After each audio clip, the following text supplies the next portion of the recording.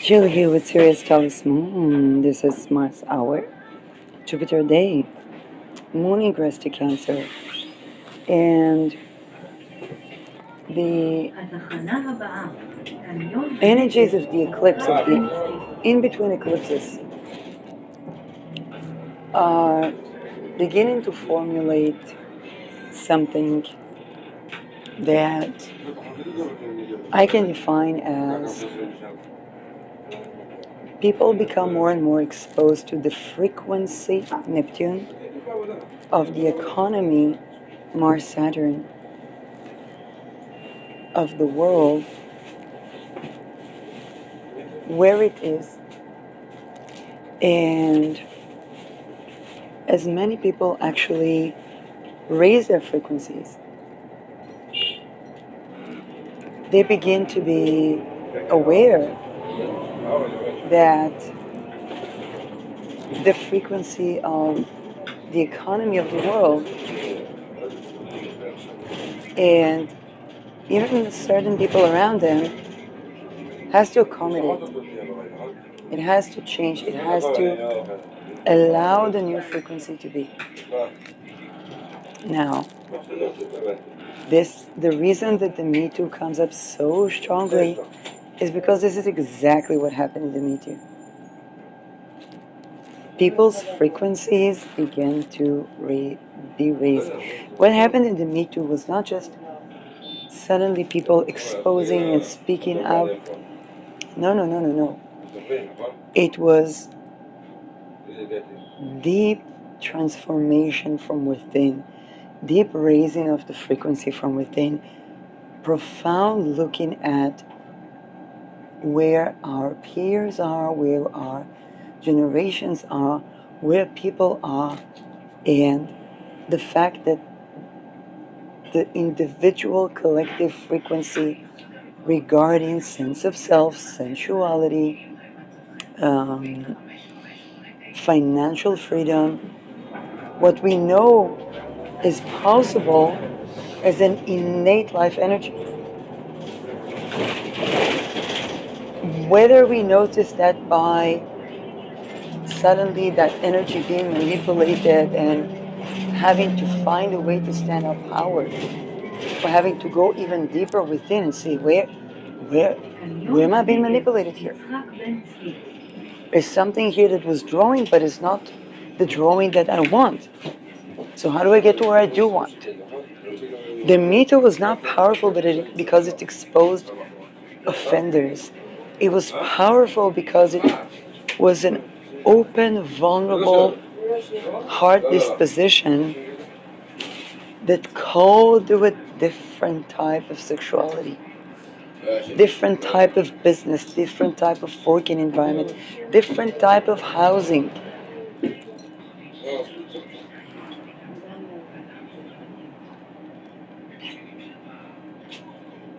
And all across the board. People after the Me Too, some of them began to do yoga, some of them began to seek jade eggs, some of them, yes, began to demonstrate politically, some of them, um, it was a Kundalini rise. There's no, okay, the Me Too was a Kundalini rise. And that's why, because it wasn't about morality, shame, courtesan, partisan.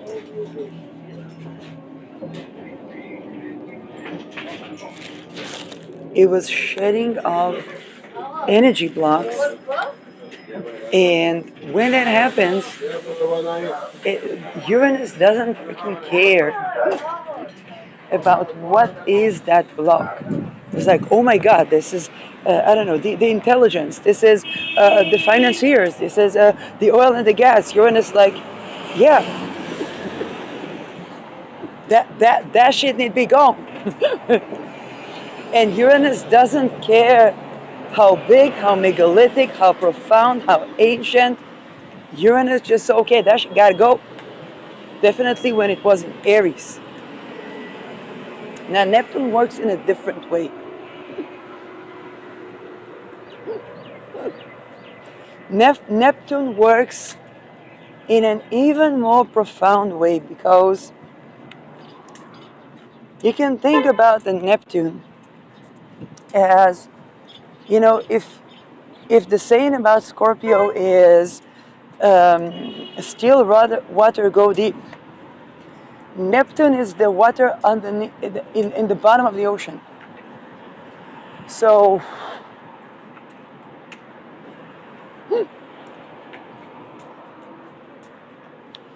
it's an unspoken energy level call for sovereignty that doesn't compromise, not from a point of even anger or aggravation. There's a friction with Aries, but it goes beyond the friction. It goes to the soul, on a soul level.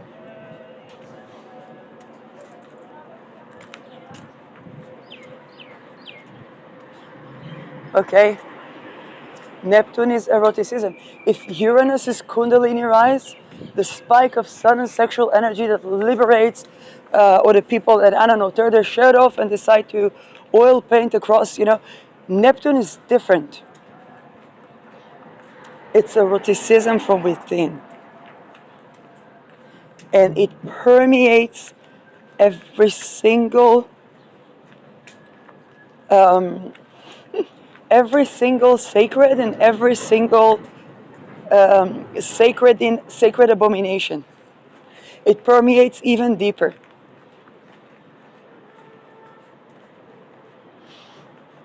This is where the irresistible in the essence of the souls of people meet each other. And it's not meeting to be polluted. It's not even meeting to be cleansed. It can only meet and sustain, and when it does, in the clarity of the water. Now here is the thing. The clarity of the water is like a haunting reverie.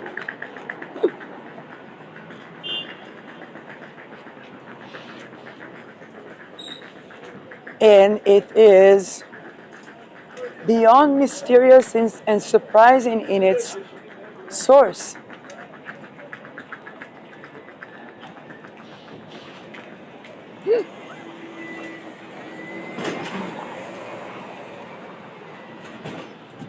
And there's something about this Aries where the conversation is even in the ethereal.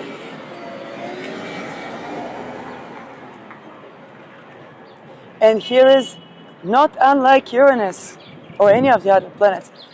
Neptune doesn't care where you are, it meets you where you are, and in its nature, being so distant and so remote, okay, it juxtaposes in its duality something that is polar opposite and not in a place where it's possible to see and perceive the essence of the soul. And yet, not be misguided, not be disillusioned, requiring for that essence of the soul to surface up, but not in a Uranian sudden spiky way. If you think about Neptune, you think about the waters of the ocean and the time it takes from the water underneath the ocean to become the foam of the waves on the shore. It's deep and thorough, and it takes time, but there's something undercurrent that cannot be undone. Neptune purifies.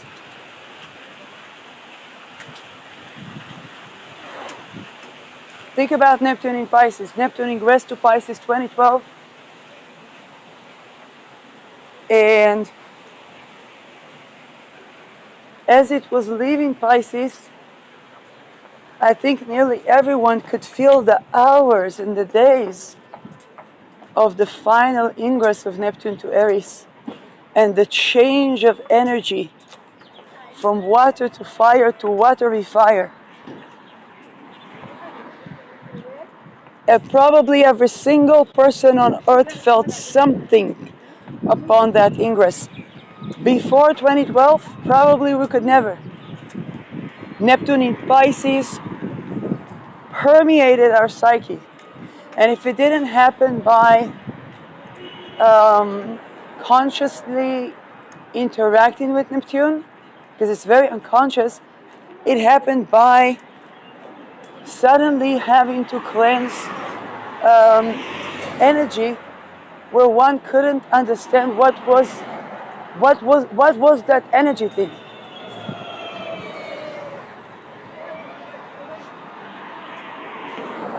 The ethereal made itself more and more and more present as Neptune progressed from Pisces to Aries.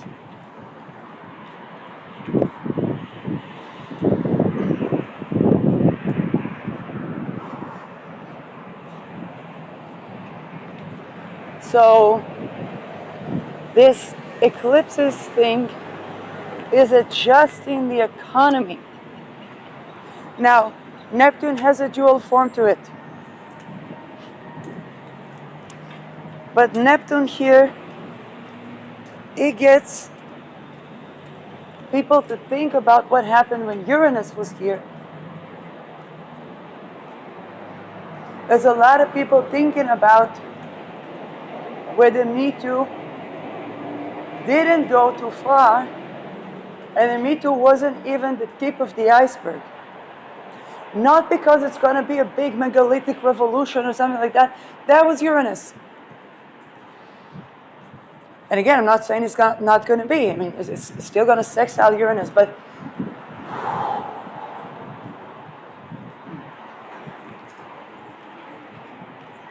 there is something that is such a deep undercurrent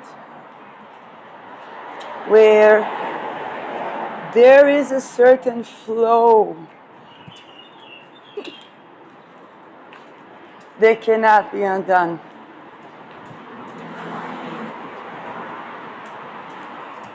But it can only rise to the surface to meet the physical when the pollution from the bottom of the ocean to the shore has dissolved and diluted in clarity of water. Now, here is the thing. Those that polluted the water from all sides of all equations already know that. And Neptune is arising like waves. Something tried to meet itself from the ethereal to the physical. Oops, that's not respectful. That's not respectful of my boundaries. I don't want that. And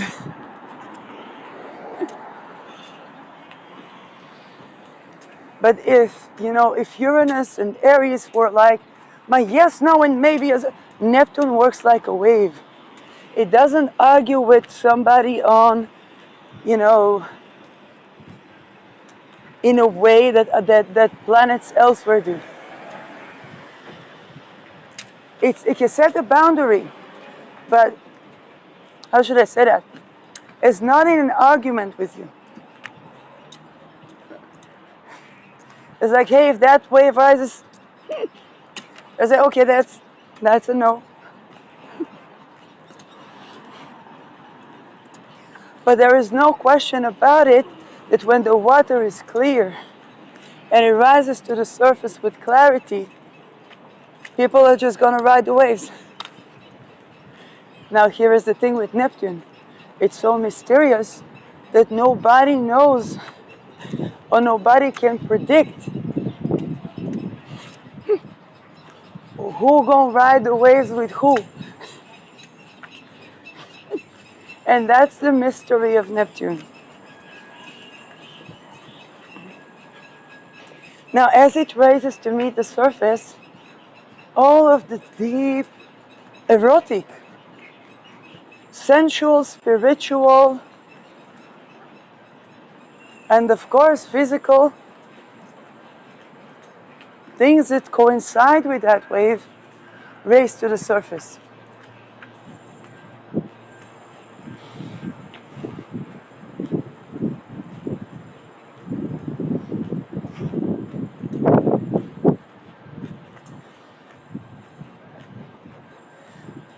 My belief is that by the time Neptune is done with Aries, we're going to be 15 years younger, not older, because we're going to glow.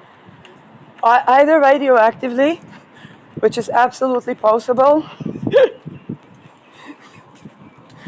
but Neptune moving through Aries, people are going to grow younger.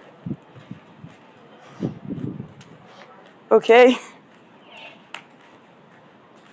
This transit's going to go down as people growing younger. In 15 years, going younger in 20, 30, 40 years. Not because of technology.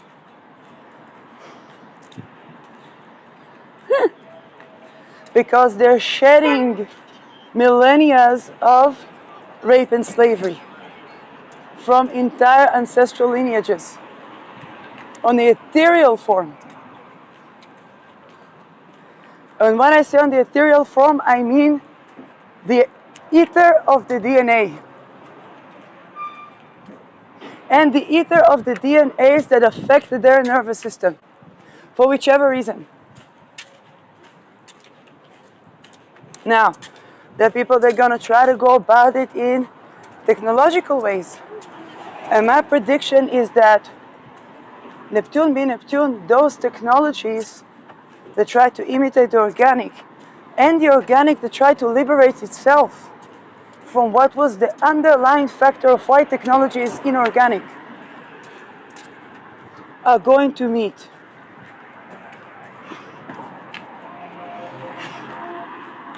Okay?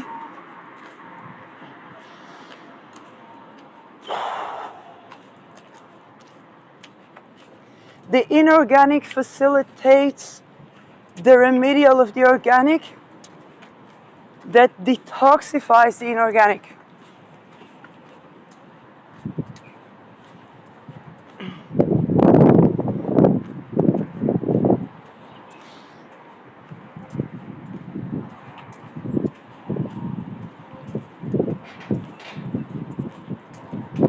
So, what is the segments for this eclipse? Or for these in-between eclipses? Well, Neptune being Neptune is going to be a dual effect. And like I said in previous videos, Lilith squaring the nodes, very simply put, means that there is a reminder that renewal of commitments, contracts, relationships have to cross through the, I wouldn't say karmic test, but Lilith has to say approved. And what I'm getting is a lot of these are not going to be really, really approved. But they might try again. And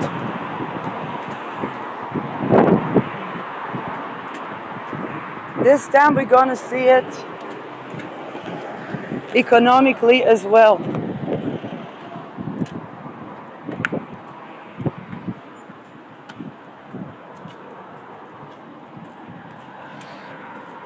We're going to meet collateral collapses, kind of like, when you think about a moldy structure or a moldy building suddenly turning into dust and collapses into itself.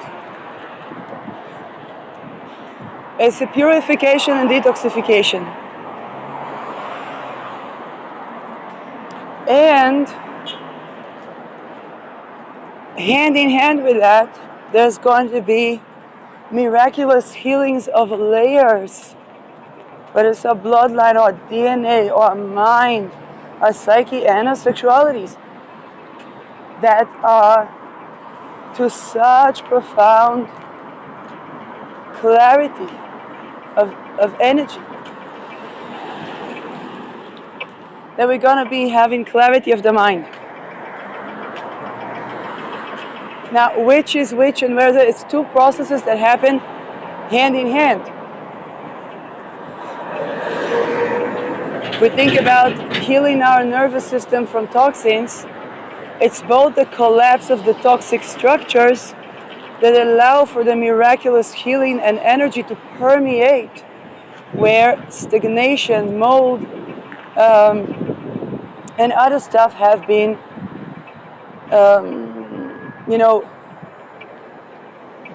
keeping everything that is rejuvenating from being fully absorbed. This is how we're going to see people building nuclear plants that, and maybe even exploding them, while energetically preparing ourselves without even noticing, and it's something that can be so unconscious. Now, with Neptune, it can be that somebody is very conscious and somebody is very unconscious.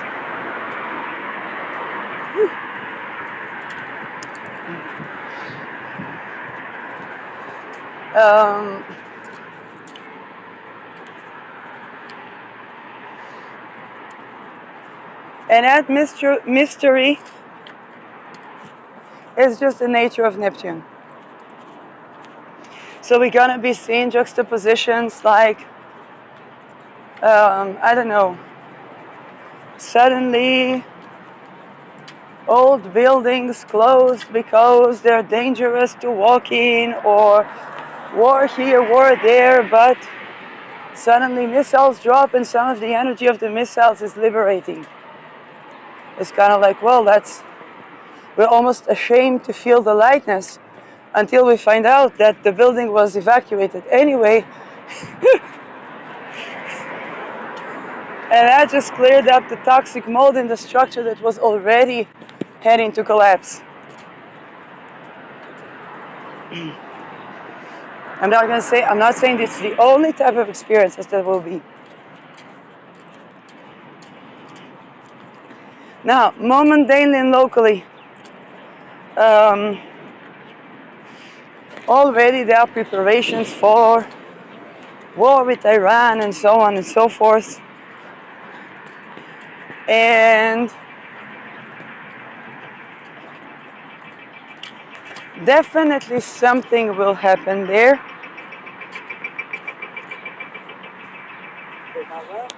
And according to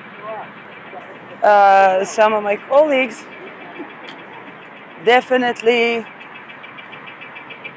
my prediction, let's say it's not, they didn't say it in so many words, but my prediction is that any contact or mysterious contact or intelligence connection between Europe and Iran will no longer be mysterious as it was before the lunar eclipse and the solar eclipse, but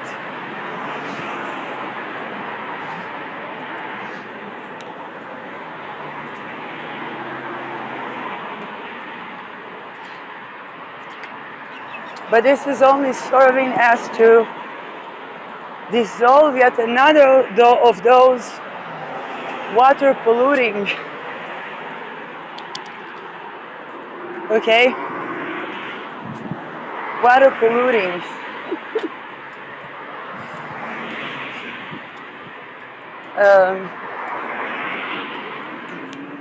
compounds.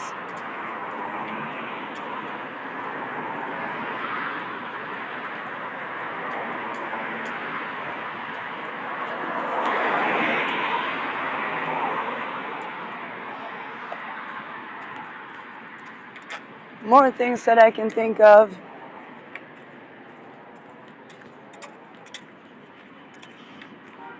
Definitely the alignment of the energy. If people are going to try to take the waves of Neptune to manipulate or to bring it to a self-serving without considering the best interest. Okay? Also, because Aries is the live and let live.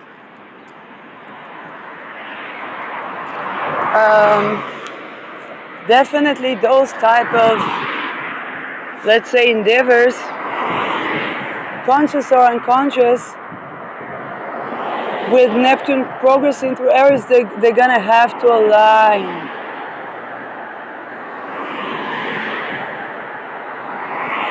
And people will be exposed to what is underlying those self-serving tendencies.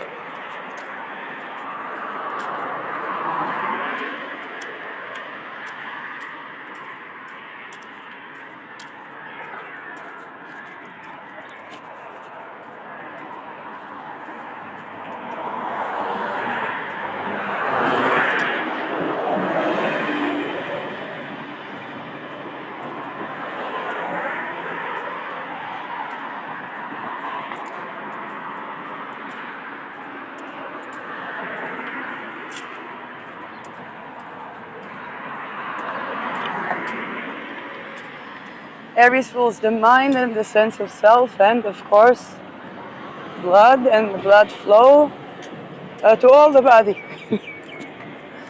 So anything that is not aligned with sense of self, okay, and the soul exalts, sun exalts in Aries is the heart. So mind, nervous system, heart, and sex aligned. This is basically the end result of anything going through Aries.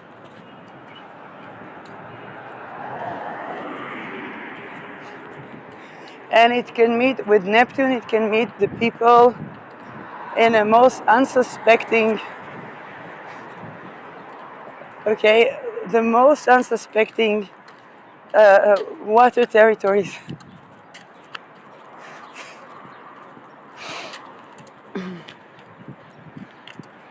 Okay.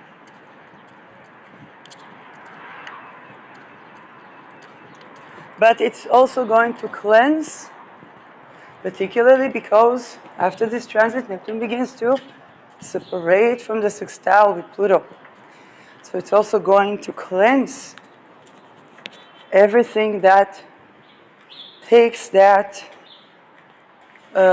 clarity of the water and diverts the stream to collapsing frequencies. This is why so profoundly our entire world will change to really, we wouldn't know the world in 15 years.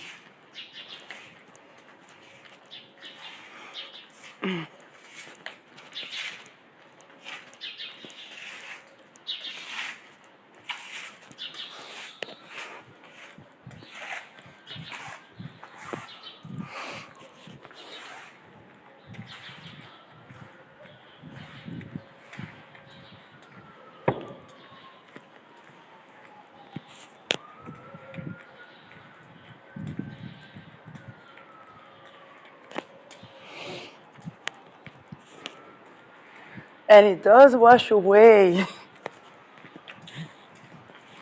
But because it is such a profound change in such a short period of time, it's only 15 years,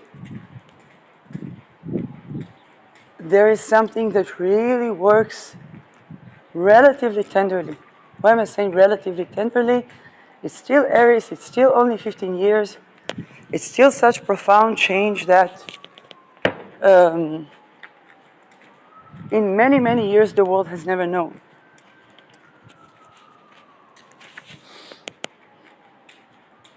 And it's from the foundations. Basically, think about if you have a a house, even a new house, because in Aries we talk about new structures, and just to prepare it for use, just to prepare it for whether people are going to move in or whether it's going to be a business structure, one has to wash from the foundations everything, all the cement or all the sand or all any toxins that would have been in the building, and they begin to wash from the foundations. Now, if the foundations weren't built profoundly to sustain, it washes the entire building.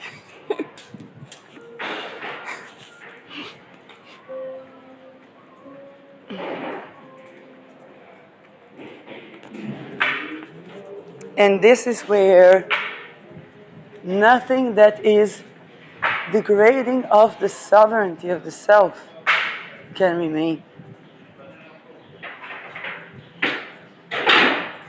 Think about Aries as inflammation, but also Aries as erosion, because Mars rules iron.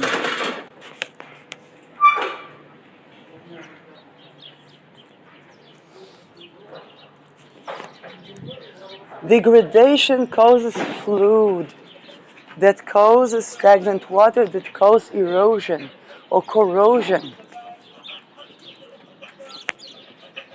And that's already pretty fucking toxic to the blood.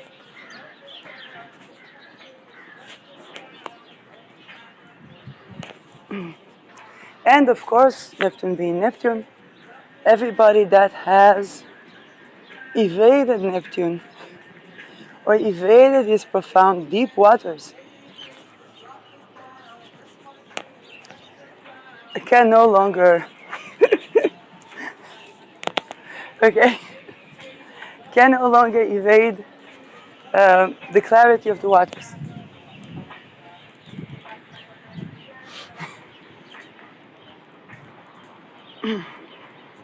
So,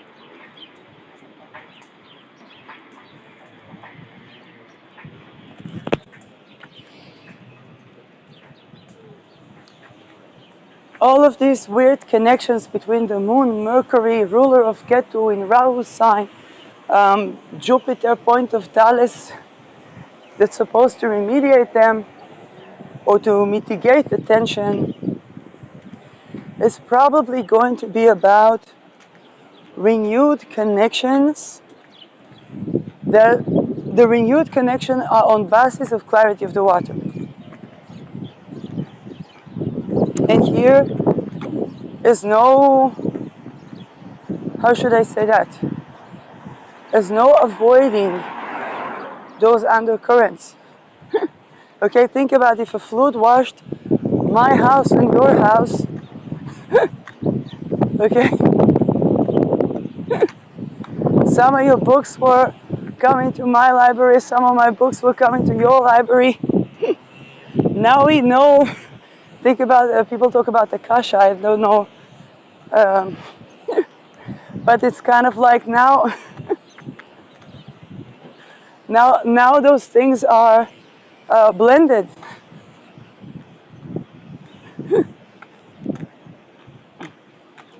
Um,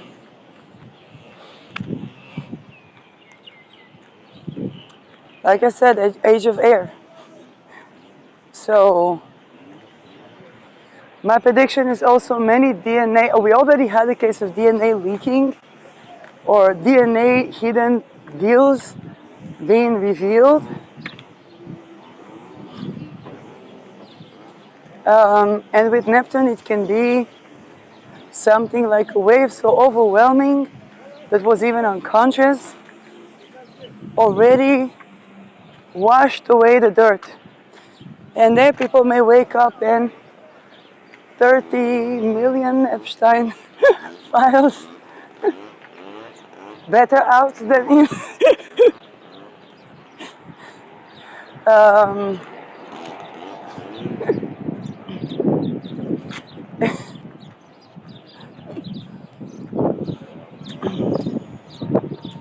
so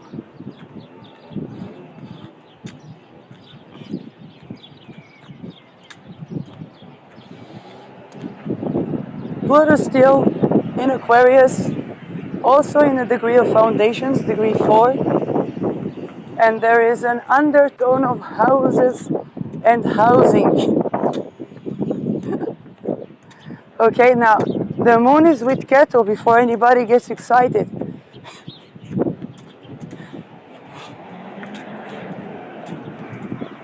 I want you to think about the term house of God and about moon Ketu as purging the physical materialization of something. Now, because of Saturn Neptune, it can be like, a synagogue is washed, and as it's washed, we see Baphomet pictures or weird scriptures with blood washed up. It's kind of like there was a flood.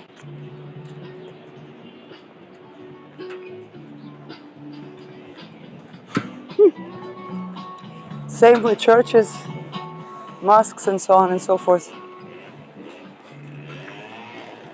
And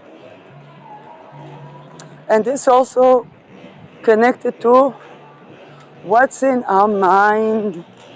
What we did, Neptune is what we didn't know. And Neptune is also mysterious. So the origin or the exact identity or face might not be as clear as the energy.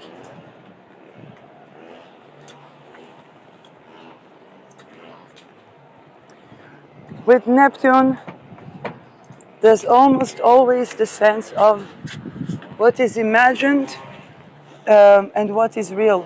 What we thought was imagination could end up real. What we thought was real could end up imagination. But Neptune doesn't concern about that because it concerns itself with the physical materialization of the essence of the imagined and the real that is substantial.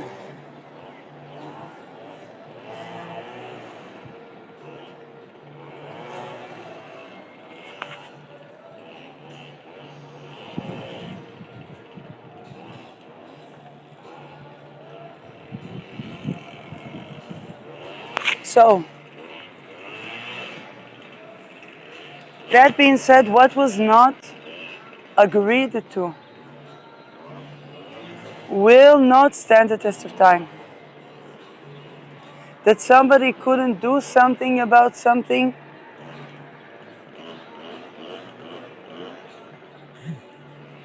that something wasn't honored,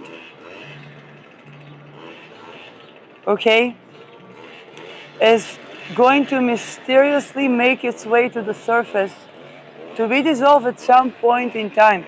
And this can be, with Neptune, it can be like somebody was trying to play someone, and that someone either didn't notice that or couldn't really do much about it, or they were isolated or whatnot. And then that someone already, okay, what was supposed to be being a player becomes but actual real, but then the to stand the test of time, it would have to honor the boundaries that it didn't honor.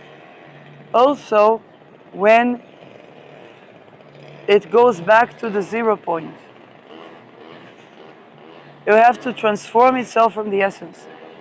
Most relations do not sustain that threshold, and that can impact the psyche of person that try to do that for decades.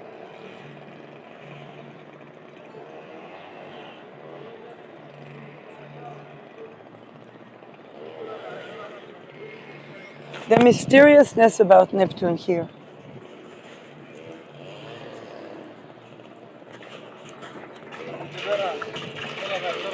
Because Neptune doesn't ask, will somebody be fooled, or will somebody be duped or whatnot.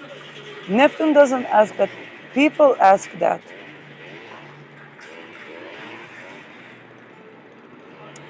And this collapses the frequency.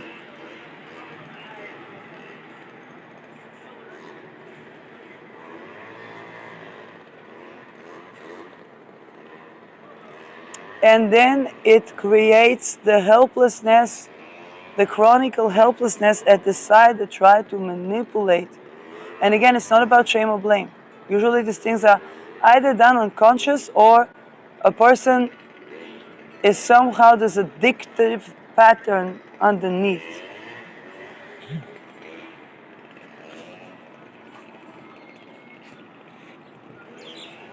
And with these things, Neptune just takes its course.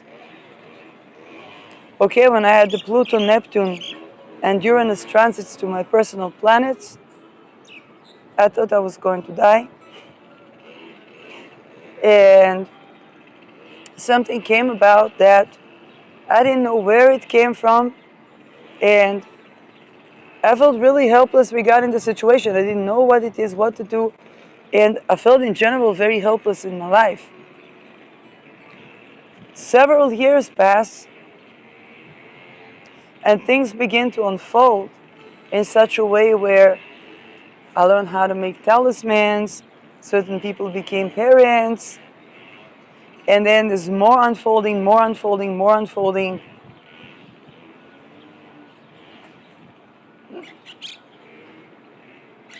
Certain people had to deal with the fact that that was not a third party.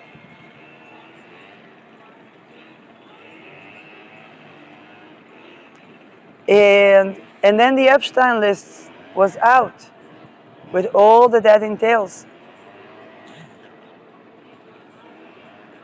So with Neptune, there is a sense of helplessness, but Neptune begs the question, are we moving towards being able to see and honor our own boundaries and the boundaries of others? The sense of helplessness with Neptune is so profound because it's something mysterious that was missing and we're not yet aware of that or how to provide for the grand missing.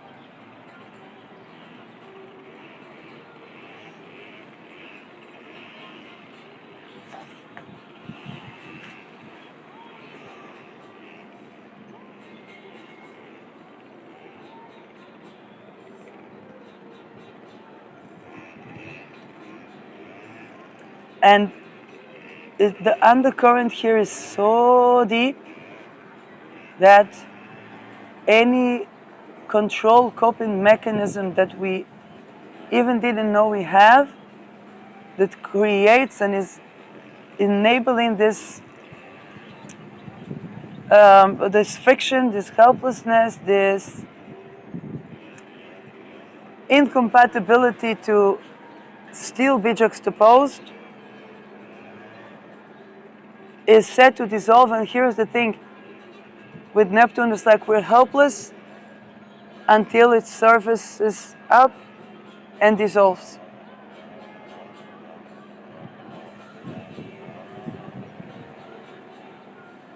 And the people that believe that they have control over everything, they don't, because they wouldn't be juxtaposed to helpless situation otherwise.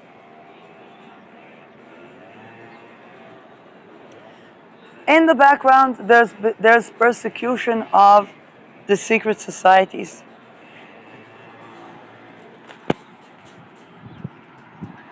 And anything that dishonors sovereignty takes a downfall from the most mysterious places.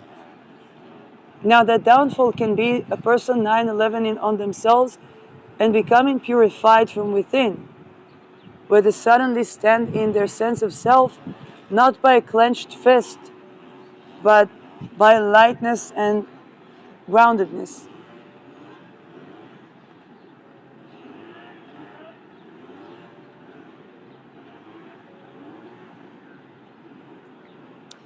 But the places where it's not so,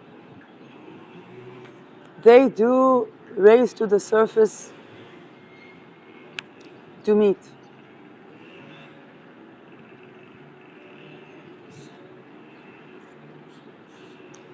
all of the residues of spiritual bypassing that we've had and spiritual gaslighting. Now, spiritual bypassing is both believing that everything is fluffy and lovey-dovey and believing that we have to bleed beautifully. Okay? It's both that and that.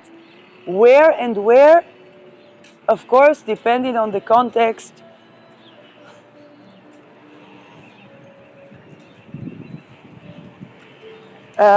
This is the time where we question the gods, and a lot of people would be questioning the beliefs of origin as well as the beliefs of those who come to them, because it's a kind of a crusade. Okay, like I said, it was a video I talked about Jesus and the crucifixion. Okay, of where if Mother Maria was a 14 or 12 years old raped girl that was mythified to a sacred whore and sacred myth or saint, then with Jesus we see the pattern of crucifixion. It's the tormented soul of that child. It became a Messiah to save all world, but his crusades were horrible torture to everyone, to his disciples, to everyone. And the woman that had the gnosis, namely Mary Magdalene, had to repent having the gnosis. Okay, so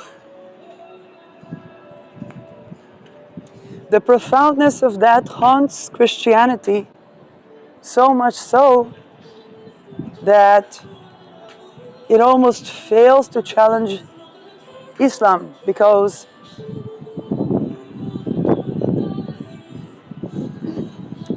Christianity has to meet to the place where it hasn't advanced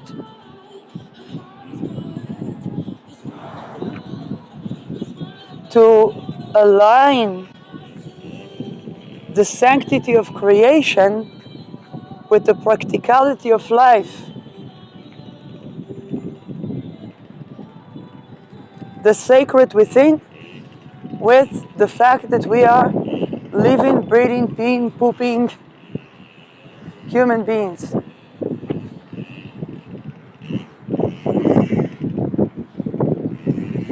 And even cultures like Baha'i and so on and so forth are still, thanks Needing Cold Lady, failing to stand the test of, is the actual community around this religion cult-like, or actually a society that is honoring the individual and allowing the sense of connection that is sovereign. Of course, it has a lot of economy behind this. But none of that economy sustains. Think about Dutch East India, Vogue. It took gold and brought back silver. It bankrupted. Why? Because of all the things I previously mentioned.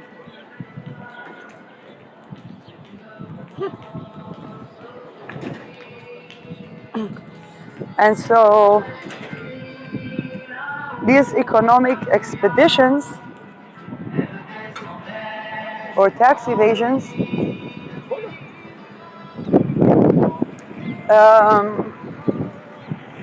definitely show themselves to be a scam that is uncovered and discovered and is only allowed where people comply with rape and slavery due to their many unconscious complexes.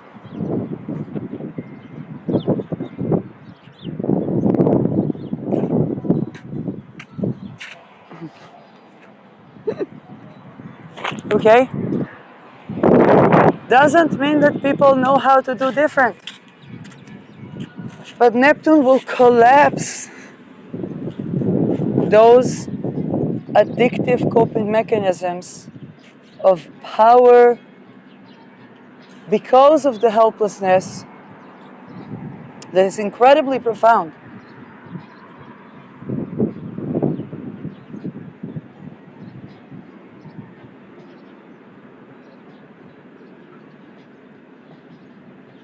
Um,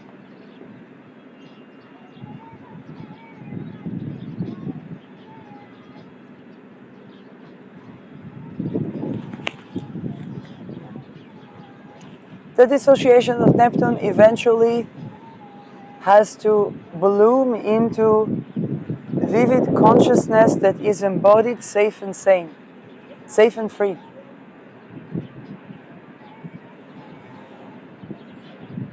Any mitization of what doesn't align with that is destined to collapse. And this is where the mysterious might feel that somebody is under their control or under their or in their hands, only to find out that that person has healed, recovered, and whoops, is in somebody else's hands. Why? Because they have mythicized that control.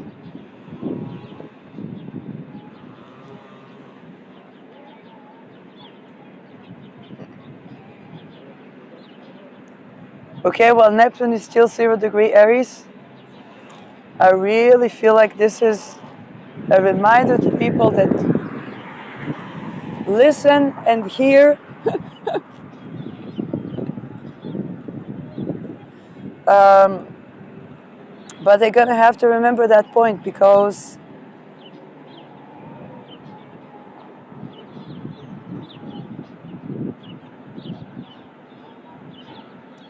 and thinking that that point amounts to nothing, they'd have to reconsider what is that nothingness. Okay? And remember, we began with addressing the grand missing.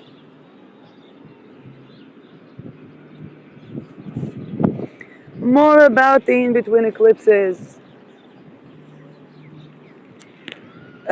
Moon Ketu is also letting go of the materialization of people and peoples. Okay, Mars is still ruling Saturn, Neptune. Saturn, Neptune are still in 1° orb at the point of the eclipse as well.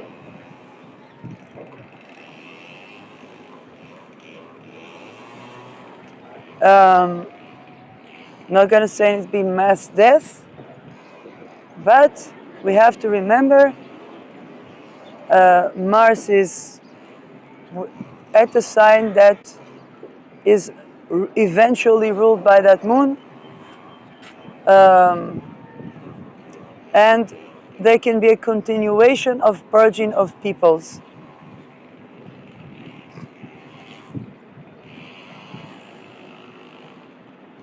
Okay, if there was a beginning of genocide or democide, that unfortunately can be continued. The one that changes the way that these things would come about is Lilith, because Lilith square in the notes is kind of like the suffragists dying in horrible deaths in concentration camps in the Second World War, and women getting the right to vote after the Second World War. Okay, it's kind of like, it's kind of like, well, why did you kill the suffragists if anyway you were going to get, nobody knew. They weren't putting these suffragists in concentration camps to give rights to vote to women. Or they thought that they would give the women right to vote, but they'll probably forget about it. They didn't.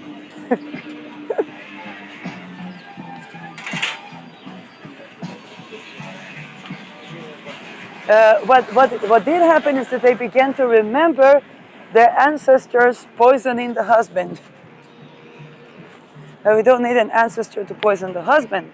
But all these weird things that they do in the lodges, it's nuclear, it's nuclear waste everywhere. Everybody poisoned. And I doubt if red fruits are going to sustain enough. Um,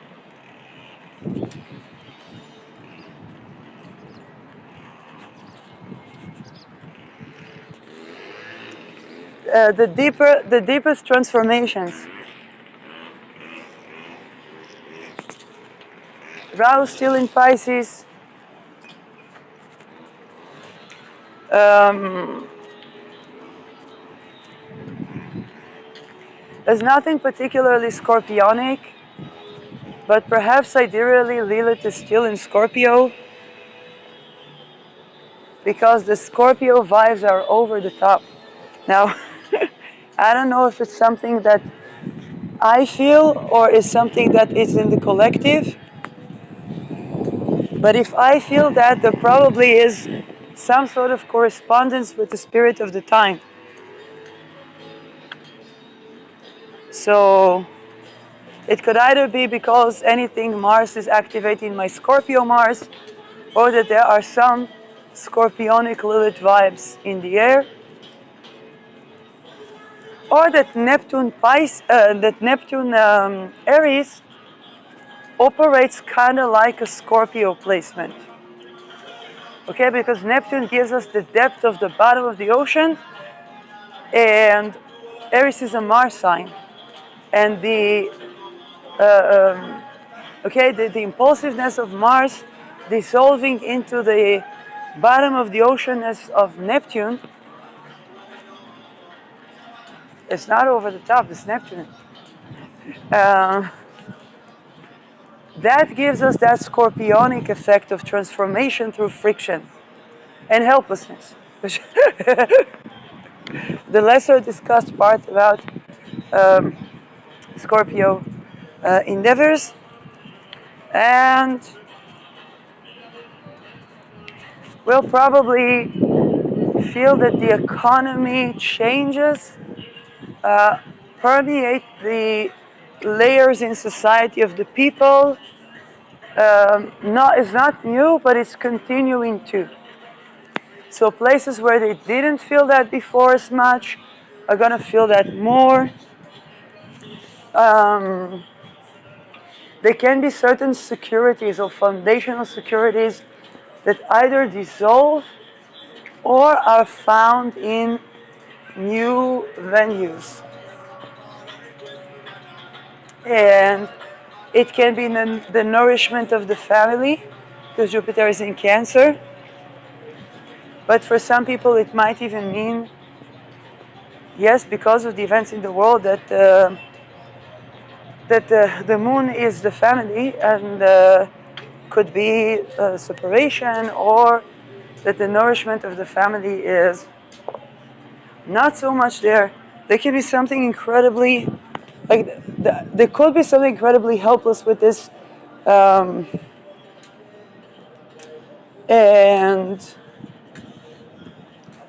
in those situations,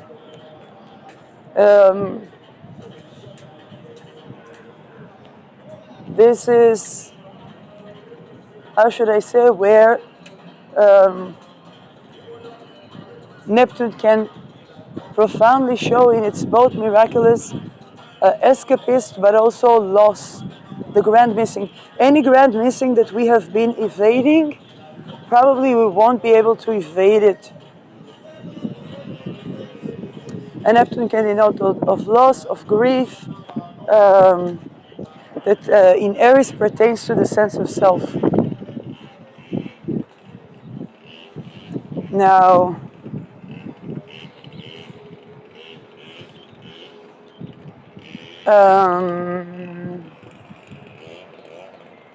a lot of people in the background are trying to plant plants. Now, there's nothing wrong with planning, but it's also important to remember